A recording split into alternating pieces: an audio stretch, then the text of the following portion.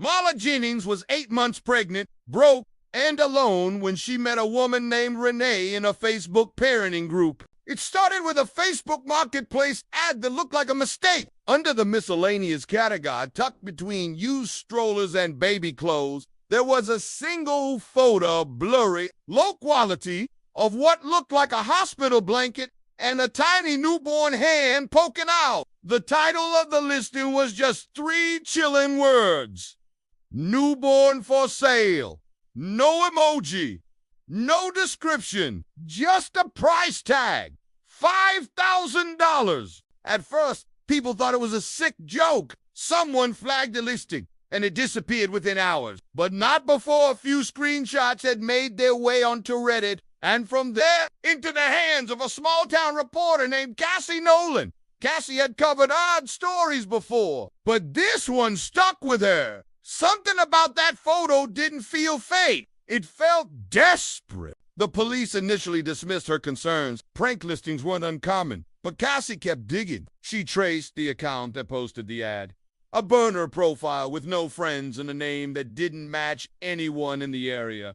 But the IP address, it led to a trailer park outside of Dayton, Ohio. It was enough to get a warrant. Inside the trailer, police found evidence of recent birth, blood-stained sheet, a half-used pack of diapers, formula bottles, all unopened, but no baby and no sign of the woman who had been living there, a 22-year-old named Marla Jennings. Neighbors said she'd been pregnant just weeks before. Then, one night, she vanished. Investigators widened the search. Cassie kept reporting, pushing the story into the national spotlight. Then, almost 3 weeks later, a tip came in from 3 states away. A nurse in Mississippi had seen a woman checking into a free clinic with a newborn. The woman didn't have any ID, but she claimed the baby was hers, said his name was Jacob. What caught the nurse's attention was the woman's strange behavior. She kept asking if there were any cameras, and she paid in cash for a checkup that would have been free.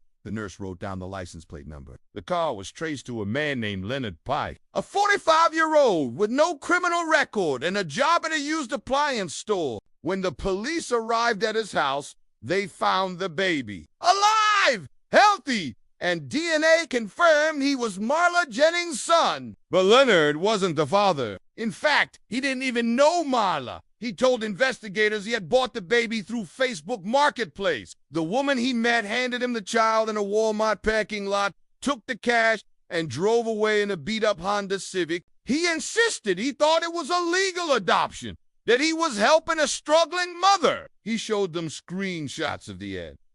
It was the same one Cassie had seen. Then came the twist no one expected. When police finally caught up with Marla Jennings, living under a fake name in a women's shelter in Baton Rouge.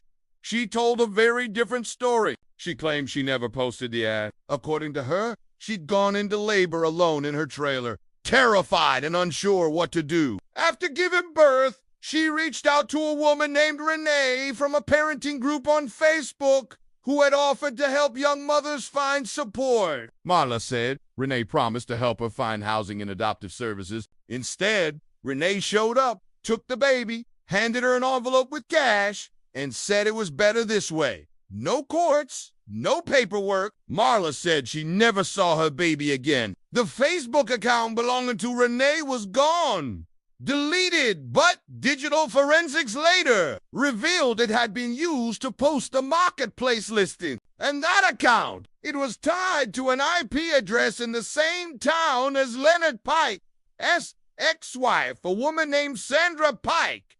Sandra had no prior convictions, but she did have a history of losing custody of her own children. Investigators discovered messages between her and several struggling mothers, all under different fake profiles. She had been posing as a counselor, manipulating vulnerable women into handing over their newborns. She made cash from each transaction. Marla's baby wasn't the first. 3 babies were recovered. One had been living with a family in Florida who believed they had gone through a legal private adoption. Another had been brought across state lines and left in foster care when the buyer changed their mind. Sandra had been profiting off Desperation, selling infants like used furniture. The trial was swift. Sandra Pike was charged with multiple counts of human trafficking, fraud, and child endangerment. She received 65 years without parole. Leonard Pike was not charged. His role was ruled naive, not malicious, but his life would never be the same. As for Marla Jennings, she was reunited with her son. She now works with at-risk mothers to help them find safe options.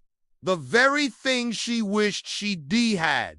The Facebook ad is long gone, but screenshots still exist. A haunting reminder of how crime can slip through digital cracks and how, in the darkest corners of the internet, human lives can be priced like objects with no description, no warning, just a price tag.